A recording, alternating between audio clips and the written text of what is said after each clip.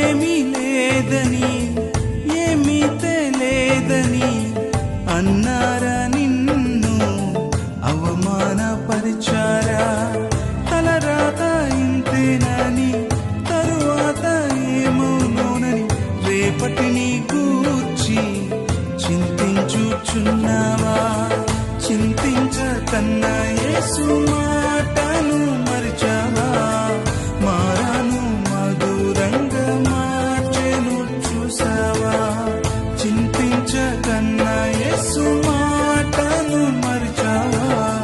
మారాను మధురంగా మార్చెను చూసావా? కన్నీరే